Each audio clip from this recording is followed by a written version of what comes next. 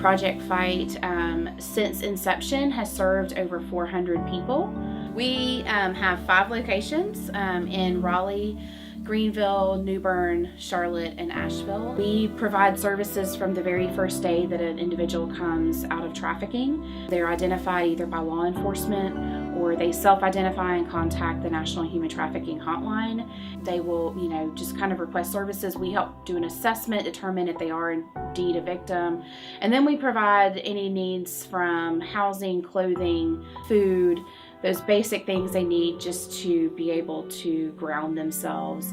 And as time goes on, we assist with legal assistance. We connect them to other agencies that provide services for medical, mental health, housing, employment, to really help them long-term become stable and be able to leave the life and not have to be dependent on somebody else for what they need. One thing that makes Project Fight unique to some other organizations that serve survivors of human trafficking is that we come with a well-rounded, I guess I could say holistic approach to trying to help these survivors. Not only do we try to locate services, but we facilitate them getting to those services. We make sure that they have the things that they need. We communicate with these service providers for them if they need us to. And we do one-on-one case management, emotional support for these victims.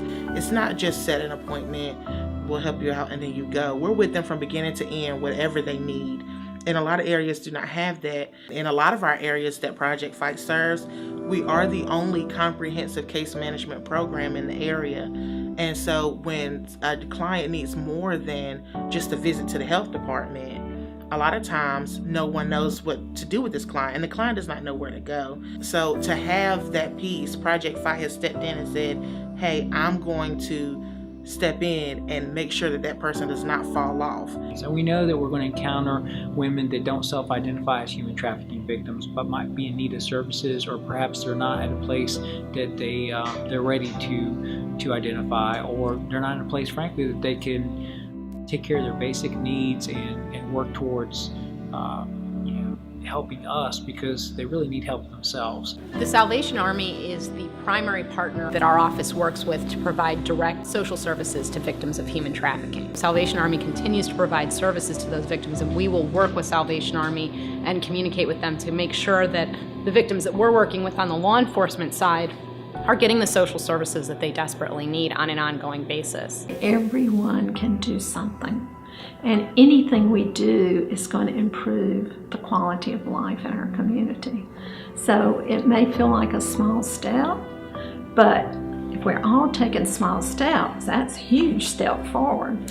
And that's what I think we're seeing now, is there are more people taking those small steps. While women weep as they do now, I'll fight. While little children go hungry as they do now, I'll fight. While men go to prison in and out as they do now, I'll fight. While there is a drunkard left, while there is a poor lost girl upon the streets, while there remains one dark soul without the light of God, I'll fight. I'll fight to the very end.